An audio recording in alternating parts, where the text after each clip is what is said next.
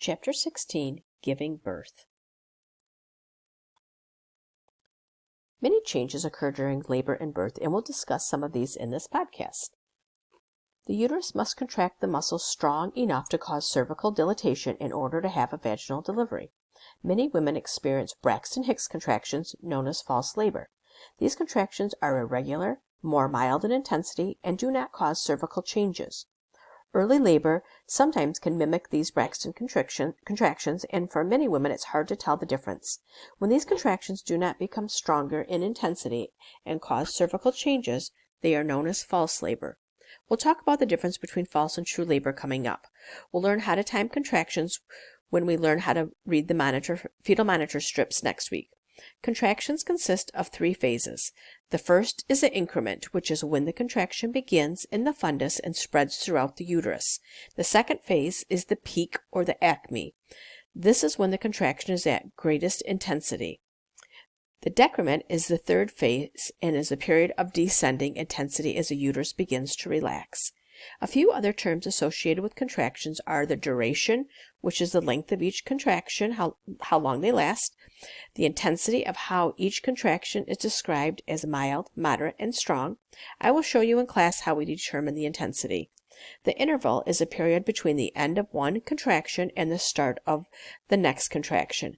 This is an important aspect because each time a woman has a contraction, a decrease in oxygen reaches the muscles and to the placenta, which causes a decrease in fetal oxygenation. Most times the baby can tolerate that short amount of decrease the oxygen of oxygen with no ill effects. If the uterus doesn't have a chance to relax between contractions, then the fetus never has time to recover, and now the fetus can have hypoxia and become acidotic. We do not want more than 5 contractions in a 10-minute period. Changes need to happen to the cervix as well. The cervix is opening to the uterus that must open and thin out in order to have a vaginal delivery. The cervix must dilate to 10 centimeters and become 100% effaced. Effacement is the thinning out of the cervix. Your book has some good pictures of these, and we'll be talking about these more in depth during class.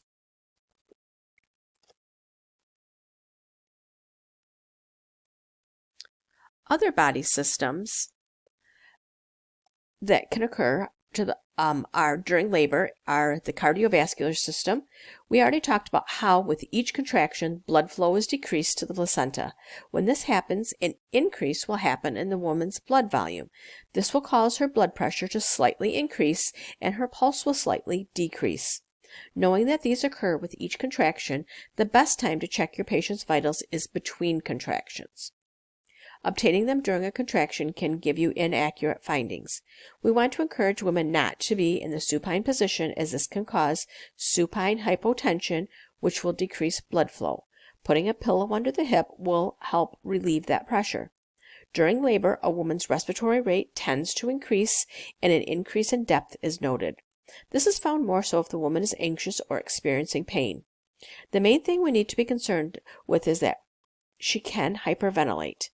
Signs to watch for include tingling in her hands and feet, and she can experience numbness and dizziness.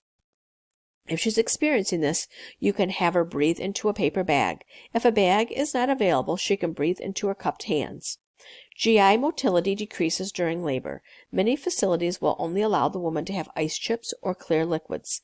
During labor, many women do not have the sensation of a full bladder due to the intensity of the contractions. A full bladder can inhibit the fetus from moving down the birth canal, so it's important that she empties her bladder regularly. So a nursing intervention is to encourage her to use the bathroom every 2 hours or so.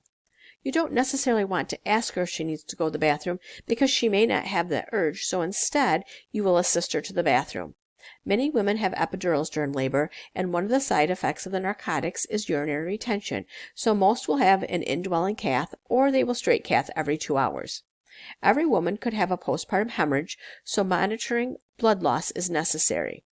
500 mL of blood loss is considered normal for a vaginal delivery, and 1,000 mL for a C-section is normal.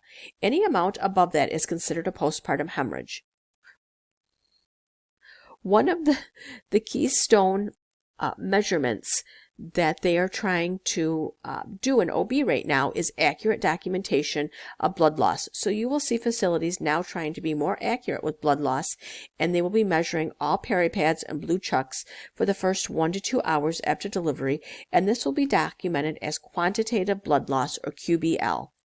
Leukocyte counts will increase during labor and after due to the stress on the body and the inflammation that occurs. It's not abnormal for the counts to increase up to 25,000, and this is not a true indicator of infection. One of the biggest jobs as a nurse during labor is to monitor how fetus is tolerating labor. Remember, the placenta is known as the fetus's lifeline. It sometimes makes the placenta If something happens to where the placenta is not doing its job of providing oxygen and nutrients to the fetus, complications with the fetus can happen. Remember, we just talked about how during a contraction, the blood flow is decreased to the placenta. This means less blood flow to the fetus. In most cases, the fetus can compensate due to the high hemoglobin and hematocrit levels in the fetus and the fact that the fetus has a high cardiac output. There are maternal conditions such as maternal diabetes, hypertension, and others that can cause a fetus not to be able to compensate during contractions due to constricted blood vessels, which will decrease the blood flow to the placenta. We'll talk about these conditions in upcoming weeks. Fetal heart rate should be 110 to 160 beats per minute in utero. We will learn next week more about how to monitor this during labor and what interventions need to be done if the rate is outside of these norms. When the fetus is in utero, they use fetal circulation. Please review that if needed. There are videos on Moodle. And the lungs are filled with fluid to allow for normal lung development. Once the baby is born, all of this fluid needs to be cleared or respiratory problems can occur. Most of the time, this is not an issue, as the closer to full term the infant becomes, there's less fluid production, and the rate of absorption of this fluid increases to prepare for this transition. During a vaginal delivery, the infant will get the squeeze as the head and thorax are born, and this helps push the fluid out of the lungs. In a C-section, this does not occur, and these babies may experience crackles for a few hours after delivery until that fluid can be absorbed.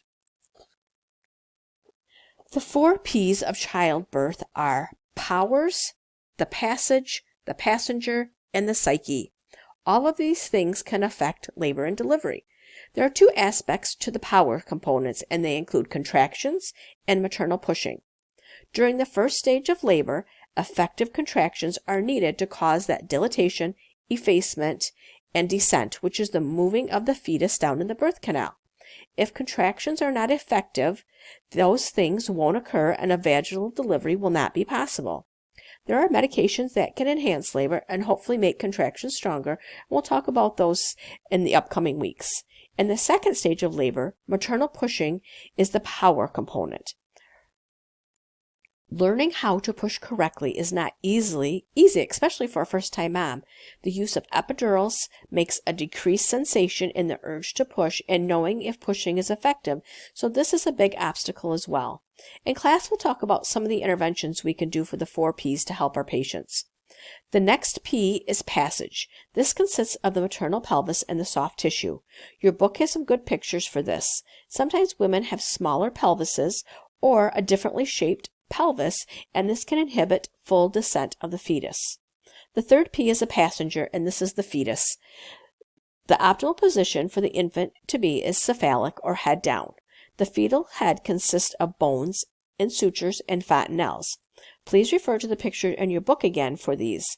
The head is made to mold to fit through the birth canal, but sometimes the head may be in a slightly different position and the head cannot mold as needed. Also, the head can be large for the mother's pelvic inlet. This can be referred to as cephalopelvic disproportion, also known as CPD. This usually ends in a C-section because a fetus cannot move down the birth canal. It just won't fit. Other things that can affect it is known as the fetal lie. This is the position the fetus is in. Your book has good pictures of this as well. Vertex is the best position as it makes descent the easiest. The infant could be in a breech position, which is not head down. This can include transverse, frank, breech, full breech, or single footling breech. See the pictures in your book for these. The last P is the psyche, which looks at the psychosocial. Anxiety and pain can play a big part in this. They can cause a woman not to be able to relax and basically has her fighting against her own body. Culture can play a factor in this as well as other birth experiences. It is not known exactly what causes a woman to go into labor, but there are factors that must occur. A change in the ratio of estrogen and progesterone will occur. Estrogen levels will become greater than the progesterone levels to help stimulate contractions. Secretions of prostaglandins from the lower part of the fetal membrane during labor helps prepare the uterus for that oxytocin stimulation. An increase in oxytocin does not necessarily start labor, but it helps keep labor going. Other theories include that oxytocin receptors will increase towards the end of pregnancy, which can help maintain those contractions. The fetal membranes release the prostaglandins needed to start labor, and the stretching of the uterus from the growing fetus makes it more receptive to labor. The growing fetus puts pressure on the cervix and can initiate effacement and contractions as well. These are a few premonitory signs of labor. These are signs that labor is near, but no certain timeline of when it will occur. Braxton Hicks contractions is one of those that can occur throughout pregnancy, but tend to become more frequent closer to the start of labor. Lightning is also known as dropping, and this is when the fetus descends into the birth canal and can occur 2 to 3 weeks before labor begins. Bloody show or loss of the mucus plug may occur as the cervix begins to soften to prepare for labor. Nesting and a small weight loss can be exhibited as well.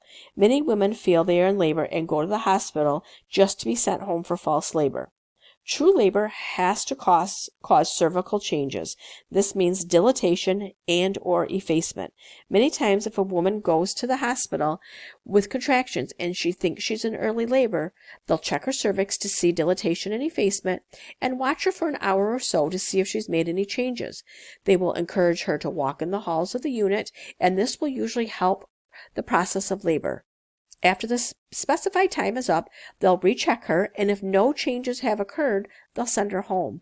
The mechanism of labor are known as the 7 cardinal movements of labor. Some of these can occur concurrently. Please see figure 16.12 in your book for these movements. One other thing that we want to know on the woman in labor is what station the fetus is at. When they do a vaginal exam, they determine where the fetus's head is compared to mom's ischial spine. The higher up the uterus means a negative number, and like a -3, and the closer it is to delivery, it's a positive number, like a +3. When the head is right at the ischial spines, she's at 0 station. Page 300 gives an example of this. Labor is made up of 4 stages, and the first stage has 3 phases. The first stage is from the start of labor until she's fully dilated and ready to push. The phases include early or latent, are the same terms, active and transition. The early phase is from the beginning of labor until she's dilated to 3 centimeters. Active labor is when she's dilated to 4 to 6 centimeters, and transition is 7 to 10 centimeters. Please use these measurements for your phases. You can see other resources will vary a little bit, but these are the numbers we will use for testing purposes. The first stage can vary for women. It's not uncommon for a first-time woman labor to be 12 to 15 hours or more. Typically, each labor will get shorter, but that doesn't always happen. The second stage of labor is when she's dilated to 10 until the birth of the baby. The time can vary from woman to woman as well. Pushing is something she needs to learn to do and can't really practice, so it can make it hard for some. Plus, with the use of epidurals, she does not have a strong sensation to push, or she may not know if she's pushing correctly. They should be pushing like they're having a BM, and many women will have a BM when pushing. This is good because it means she is pushing effectively. Sometimes they'll turn the epidural off during pushing if she's not able to push effectively. It is not abnormal for the first-time mom to push for 2 hours. Typically, with each baby, it gets easier and the pushing time gets shorter. Many times they will give a woman let her labor down, which means even though she's dilated to 10 centimeters and 100% effaced, she doesn't push until she feels that urge to push. This can cause less fatigue on mom, less stress on the fetus. Sometimes they may choose to do an episiotomy to make more room for the baby. She may have perineal tears during delivery as well from the pressure of the fetus on the tissue. The third stage is from after delivery until the placenta is delivered. After delivery, mom will continue to have contractions that are much more mild until the placenta is delivered. The provider should not just pull the placenta out, as this could cause a tear in the placenta and cause fragments of the placenta to retain inside the uterus, putting her at risk for postpartum hemorrhage. Typically, the placenta is out within 30 minutes of delivery, and this time is noted. The fourth stage is recovery, and it's from 1 to 4 hours after delivery. During this time, you will do fundal checks, monitoring for bleeding, and encourage bonding. We will discuss more in the next podcast on what happens during this period.